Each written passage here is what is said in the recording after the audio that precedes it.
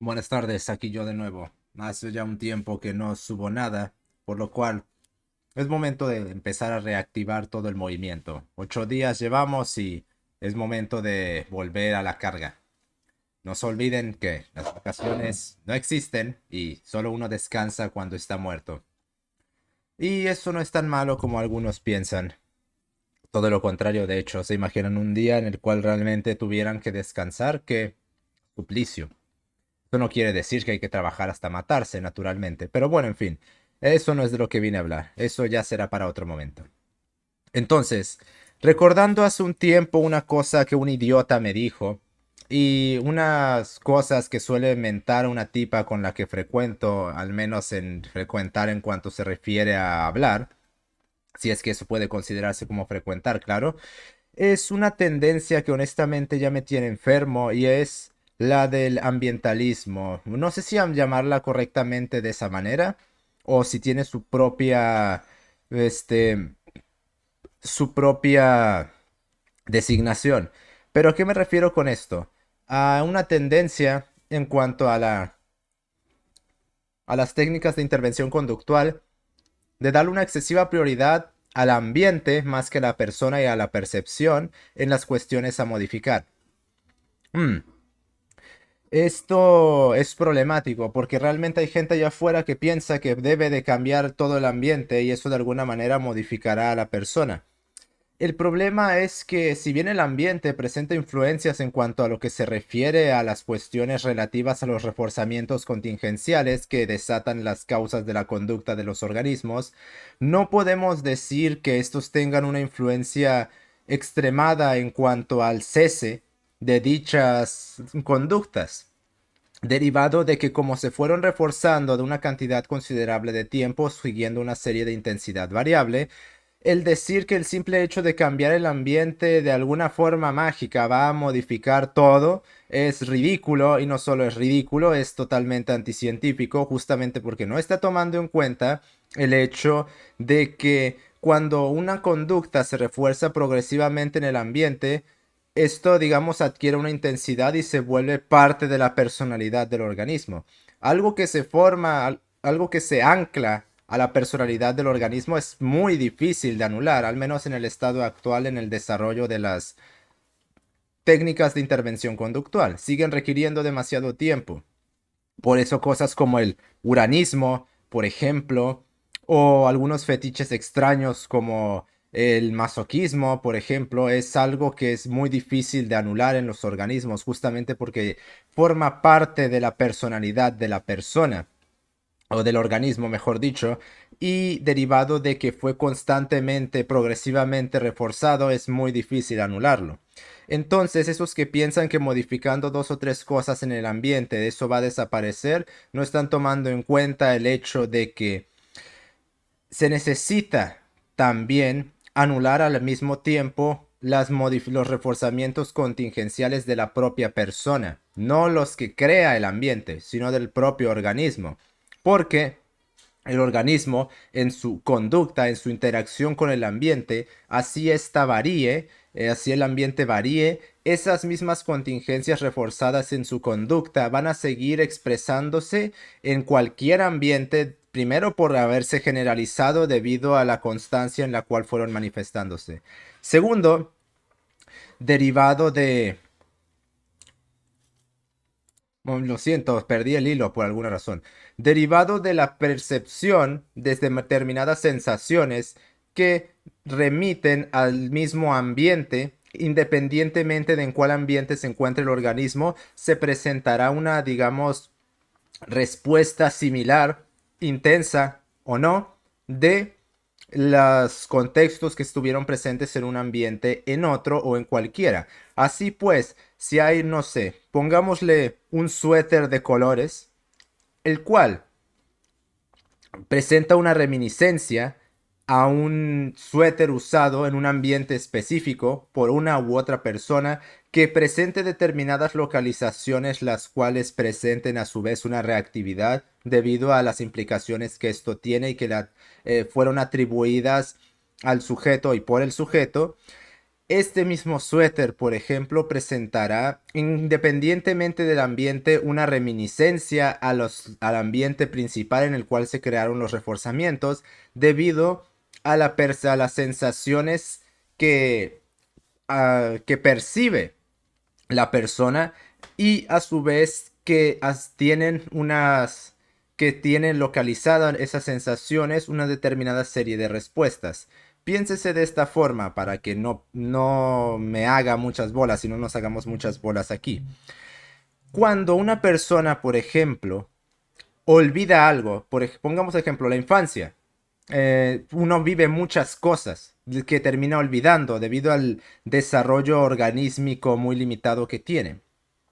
No obstante, estas cosas por las que uno pasa, pongamos de ejemplo el experimento del pequeño Alberto que hizo Watson, algo así, solo que no hay un Watson ahí que nos anule los reforzamientos. Entonces nosotros no recordamos lo que pasó, pero sí tenemos una serie de reforzamientos a través de las sensaciones que podemos percibir. Por mucho que Watson diga que las sensaciones de Titchener son viles, son meros fantasmas llamados sensaciones o imágenes, de hecho, las personas sienten una determinada serie de cosas, y a través de ese sentir, digamos que se construye de nuevo lo que se conocería como un recuerdo. El recuerdo, para que se constituya, necesita por fuerza esas sensaciones que remitan a las estimulaciones recibidas en un contexto en específico. Así pues, eh, conocí a una persona que tenía miedo al mar y no sabía por qué tenía ese miedo al mar. Entonces, investigando con esa persona, llegamos a la conclusión de que empezó a investigar y empezó a recordar, porque empezó a establecer una correlación entre lo que sentía en el mar y yendo cada vez más atrás en el tiempo, hasta que llegó en el punto en el cual recordó por qué le tenía esa talasofobia, debido a que una vez en un río en el cual supuestamente había unas entes los cuales jalaban a las personas, se metió en ese río y sintió una sensación extraña, como si hubieran algas que la estuvieran ligeramente jalando. En correlación con lo que se decía de ese río, las sensaciones desagradables que sintió y al mismo tiempo la parálisis que sufrió, terminó congelándose ahí, se quedó un buen rato ahí, hasta que fueron y la encontraron porque no aparecía. Entonces de ahí surgió su talasofobia. Más o menos, este principio es el mismo que se aplica al ejemplo del suéter y al ejemplo general del ambiente. Ciertas sensaciones que presentan una correlación de estímulos con determinadas conductas o localizaciones de determinadas sensaciones atribuidas a ciertos objetos, con independencia del ambiente, van a manifestarse en cualquier ambiente y contexto si dichas sensaciones y si dichas localizaciones no son anuladas en cuanto se refiere a la intensidad de la respuesta que está manifestando y que fue reforzada por el organismo, y en las interacciones del organismo en el contexto y en el ambiente en el cual esas surgieron. Así pues, esta tendencia excesiva de esta par de personas de darle excesivo peso al ambiente, primero que nada me parece que es un asidero para no trabajar, uno en sí mismo, otro en lo que de hecho importa, que es anular esos reforzamientos contingenciales y esas localizaciones y esas sensaciones, reducir su intensidad. Notablemente que eso es difícil y se requiere de muchísimo tiempo y un análisis bastante más avesado que 30 o una hora cada 2 semanas. Eso no funciona mucho realmente. Por lo cual, me parece que esto es más bien un asidero, independientemente de las implicaciones por las cuales las personas están diciendo esto. Eso es un vil asidero para no trabajar en lo que de hecho importa, que es la percepción del organismo. Que sí, que modificar el ambiente puede funcionar, pero si no al mismo tiempo modificas la percepción del organismo, que presenta también correlaciones que están en cierta manera presentes en su cuerpo, por decirlo de alguna forma, porque no están ni en el ambiente, ni tampoco en el contexto, sino están en el organismo. Justo por eso cuando esa reminiscencia relativa a las sensaciones, esa sensación gatilló un recuerdo. De hecho, así es como funcionan los recuerdos. No es como si tuviéramos tiempo almacenado en el encéfalo o una especie de cajita que funciona como disco duro. Eso es una estupidez sin fundamento alguno y realmente quién sabe cuántas décadas ha retrasado las investigaciones serias sobre cómo funcionan esos procesos debido a la excesiva imperancia que se le quiere dar al cerebro como si fuera un disco duro o como si fuera una computadora. Los recuerdos no están almacenados en ninguna parte, se gatillan debido a la conexión entre las sensaciones que se manifestaron en un contexto, las sensaciones que está presentando una persona en el contexto y la conexión establecida entre ambas, la cual desata esa imagen que remite a una experiencia antes vivida. Así es como funcionan los recuerdos. No como, a ver, me da la gana sacar de aquí del disco duro lo que viví. Eso es una estupidez sin fundamento alguno. El cerebro no funciona de esa forma y esas analogías ya va siendo hora de abandonarlas. Entonces, dejando de lado esto, ¿por qué es importante más que modificar el ambiente, modificar a la persona? Porque hay veces que el ambiente no puede cambiar. Cuando el ambiente depende de otros, si ya de por sí el hecho de que uno mismo cambie es muy difícil, que cambien no solo yo, sino otros, para de hecho establecer un ambiente más armónico, es complejo. Y entre más personas son, tanto más difícil es eso. Ahora ponle que son 7 personas y yo también. Y bueno, buena suerte ahí modificando todo eso, porque recordemos que los organismos también forman parte de ese ambiente, también presentan localizaciones, también presentan nexos e interacciones con la otra persona y sobre todo también presentan una parte de ese ambiente que puede ser la causa de los problemas en los cuales está surgiendo ese ambiente, tanto como uno mismo puede ser el problema general, que no implica que hay que colgarse o algo por el estilo, sino que las acciones de uno mismo son los que están causando todo el desastre en el ambiente. Por lo cual, como a veces, y más que a veces la mayoría de las veces, no es posible modificar el ambiente, uno solo puede remitirse a modificar su propia percepción del ambiente y su propia percepción en general que tiene sobre las cosas, ya que realmente no tiene otra opción. De hecho, en parte esta es la visión estoica que tenía Séneca y Marco Aurelio, por ejemplo. Marco Aurelio decía que no existe el mal, sino que nuestra percepción es la que crea el mal, y Séneca iba en una vía similar, mentando que uno tiene que buscar la serenidad aunque esté en un campo de batalla, aunque esté en un estado de miseria absoluto. El punto es trabajar en la propia percepción. Y naturalmente esto no es simple. Bueno, ¿qué en la conducta humana es simple? Digo, si la física no lo es, la conducta pues no lo es menos, o quizás presenta el mismo nivel de complejidad.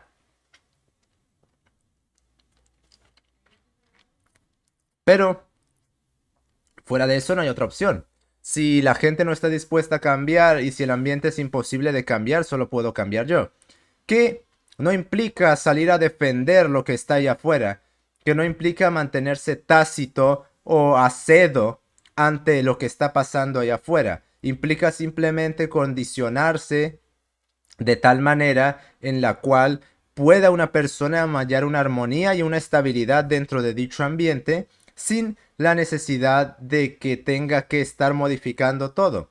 Porque esos ideales marxistas estúpidos de que hay una cosa mala, destruyamos todo, no funcionan fuera de los libros. No se puede cambiar todas las cosas. No se puede cambiar todo el sistema social y sobre todo toda la sociedad no se puede cambiar. Una persona no puede hacer eso y una colectividad jamás lo va a conseguir. A base de caprichos estúpidos e idealismo, como proponen esos sujetos, jamás las cosas van a mejorar. Y como bien dijo Cioran, cuando en la ilustración cambiaron a Dios por la razón, crearon, bueno, pues todo un desastre y vaciaron el mundo. Y no recuerdo quién dijo esto, pero cuando el hombre trata de hacer su paraíso, siempre termina creando demonios. Creo que fue una cita que hace Félix Duque en Contra el Humanismo de Goethe, creo, o de un historiador Hoffman o algo así, no recuerdo muy bien. Y bueno, no tengo muchas ganas de ponerme a buscar esa cita, pero iba en algo similar. Cada vez que el hombre ha intentado construir su utopía, no ha traído más que el infierno en la tierra. ¿Y por qué? Porque esas utopías se fundamentan en caprichos, en pensar de que cambiando todo a mi manera, todo va a estar bien. Y no puede funcionar de esa manera. Y sobre todo, en parte eso de la asunción que los problemas están en lo social, cuando de hecho lo social es una entelequia sin sentido y también ese mito de la sociedad tampoco tiene fundamento real. Más allá de considerar a la sociedad un grupo, y pues más que sociedad, pues hablemos de grupos, entonces, tan simple como eso, habría que centrarse en lo que de hecho importa, porque la percepción de uno mismo no la crea la sociedad, la crea la interacción establecida entre el organismo, un contexto específico y el ambiente en el cual se desenvuelve dicho contexto. Y claro, también tiene esa influencia figuracional y esa influencia estructural. No obstante, las personas no están en relación con este, una estructura figuracional o una figuración social. Con quien está en contacto siempre las personas son con otras personas. Y ya que es difícil cambiar eso y todo eso presenta una influencia dentro del contexto del ambiente, solo se puede remitir a pues abandonar los intentos de cambiar a otros y centrarse en cambiarme a mí mismo. Ya pues lo que decía Sócrates, que si uno no se lograba conocer a sí mismo, no iba a poder cambiar ninguna cosa. Suntuosa tragedia, lamentablemente, pero pues no queda realmente otra opción. Pensar en ese idealismo que cambiando todo lo de afuera, lo de adentro va a modificarse, no solo es ridículo, sino que es una forma de pensar por autonomacia de las mujeres. Cuando la mujer se desprecia, se cambia y se destruye por completo por fuera, pero por mucho que se dañe, se pinte, se raye, se corte, por fuera por dentro va a seguir siendo lo mismo. Y ese es el punto de aquí. Por mucho que uno modifique, quite, mueva, ponga, saque, ilumine, pinte, por fuera, no va a cambiar las cosas si eso no va en consonancia con un trabajo más certero.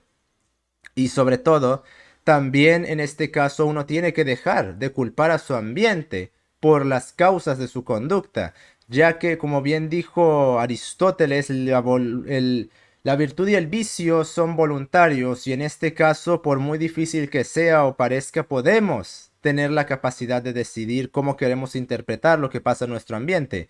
Podemos reaccionar como salvajes ante el insulto, podemos reaccionar con mayor control, con indiferencia y con simple desdén, sin necesidad de sin necesidad de fruncir el ceño.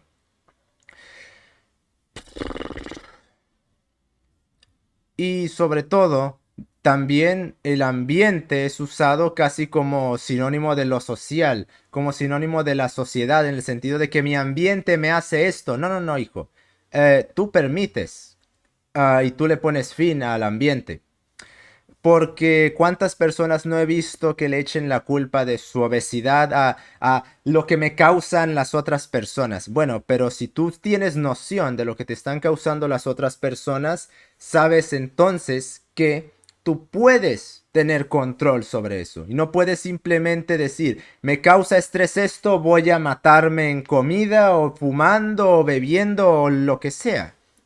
hay que tener responsabilidad para la propia conducta de uno mismo, porque uno no es una especie de entidad abstracta, uno está ahí presente. Somos hombres todos de carne y hueso, no ideas. Y como somos hombres, estamos presentes en el mundo, en el universo, no como abstracciones, sino como una entidad efectivamente existente, la cual, como tiene existencia y noción de ella, tiene responsabilidad para con esa existencia. Y así como uno se da cuenta de lo que puede causar o no en su ambiente, tiene la responsabilidad por el hecho de tener esa conciencia de mantener una estabilidad para con su conducta y evitar la autodestrucción inherente a las cuestiones relacionadas con las afectaciones que puedan existir dentro de eso.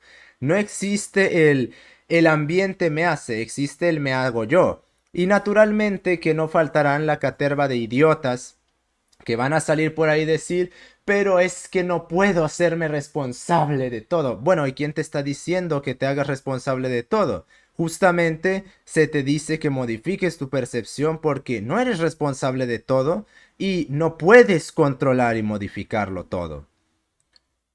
Si no recuerdo mal, Marco Aurelio también dice, Dios dame la suficiente fortaleza para resistir los embates del ambiente, no creo que diga así. La sabiduría... No, no, no, a ver, un momento, un momento. Aquí está la frase que estaba buscando.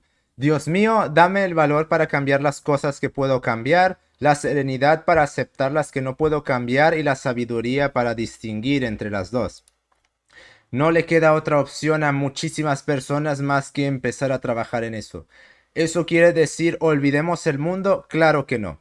Naturalmente que tenemos que hacer algo en el mundo, pero recordemos que fuera del idealismo marxista que lo único que propone es ser servilistas al capital y al poder bajo un subterfugio de revolución, uno no va a cambiar el mundo en lo social, el mundo se cambia desde los pies en la tierra y desde el individuo, desde yo. Por lo cual, si no se mejora uno mismo, no va a mejorar nada ahí afuera. Entonces, es ahí el kit de la cuestión. Para que todo mejore, tengo que mejorar yo. Pero, de la misma forma que usando su discurso estúpido, de que lo social de alguna manera va a cambiar todo mágicamente, así como yo en lo social no soy nadie, yo en lo individual para con lo gigantesco, para lo estructural no soy nada. Y por eso, así cambie yo, el mundo puede seguir exactamente igual, porque prácticamente en comparación con el mundo no soy nadie. Pero compararme con el mundo es injusto, ya que tengo que compararme con el mundo cuando tengo que compararme con lo que yo soy. ¿Acaso nos comparamos con plástico? ¿Con metal? ¿Qué tenemos que compararnos con eso? Nos tenemos que comparar con otros hombres, con algo de nuestra categoría, no con las estrellas, no con el universo, porque está fuera de nuestra categoría, no somos eso. Y compararnos con eso es totalmente injusto, tanto para esas cosas como para nosotros. Es como compararnos con animales. ¿Qué demonios tenemos que estar haciendo eso cuando no somos malditos animales? Y sí, tengo entendida la noción zoológica, biológica de que sí, técnicamente, en el sentido estrictamente biológico zoológico somos animales y taxonómico también. El problema es que me parece que podemos tener de animales, pero no lo somos. Venimos de eso, así como podríamos decir que somos bacterias.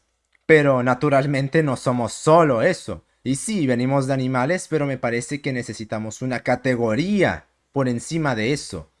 Tan siquiera como animales de inteligencia superior o algo por el estilo, porque pensar que el hombre es un animal sería como pensar que nos impide entonces decir que el hombre es es una célula o un conjunto de células. Si a esas nos vamos con ese intento de diferenciación o distinción, pues podemos decir sin problemas que el hombre es un conjunto de células. No estaría equivocado, así como no está equivocado decir que el hombre es animal, pero es mucho más que eso. ¿Por qué? Los animales no hacen lo que nosotros hacemos. No están aquí haciendo esto. Por lo cual no me parece que debamos de categorizarnos como solo eso. Sobre todo, y por lo más importante, que creo que es lo más evidente, porque somos los que creamos esas categorías y somos los que nos dimos cuenta de que estaban ahí en primer lugar. Por lo cual, pues ahí estaría eso. Y sobre lo del ambiente, y sobre lo de la conducta. Así podría parecer desesperanzador el hecho de que no se puedan cambiar las cosas ahí fuera. Bastará con que podamos cambiar las cosas aquí dentro para de esa forma poder soportar lo que está ahí fuera. Porque no va a haber otra opción. Los que defienden la idea de que tenemos que cambiar todo afuera se olvidan que están olvidando lo más importante. Modificamos todo afuera. ¿Y qué hay de lo de adentro? A menos que asumamos que todo lo de aquí está ahí afuera, que es un bulo sin precedentes del sociologismo marxista, eso no va a servir de absolutamente nada. Por eso la tesis aceleracionista y la marxista en general siempre terminan fracasando. Porque como piensan que todo lo de aquí está ahí en esa metafísica barata de lo social y la sociedad, entonces piensan que cambiando todo eso, de alguna forma vamos a mejorarlo todo. Cuando, por ejemplo, mi riñón y las funciones que tiene no están determinadas por lo social. O también las pulsiones relativas a lo lascivo no están determinadas por lo social. Todo lo contrario y es al revés. Es básicamente negar la realidad, usar ese discurso. Claro que tampoco podemos pensar que por el hecho de que tengamos que centrarnos en nosotros ya eso justifica una asedia. Tampoco se trata de eso. Pero uno tiene que entender que está limitado, como todas las personas. Por eso uno dice que la libertad no existe. Estamos tan limitados para hacer tantas cosas y no nos queda otra que aceptarlo. Y tratar de vivir con eso, tratar de vivir con eso bien y intentar hacer esos límites difusos. Pero bueno, si ya te es difícil cambiar, trata de cambiar a 10 millones de personas. Ahora trata de hacerlo sin saber de técnicas y ve que cuando tienes técnicas no parece cambiar absolutamente nada.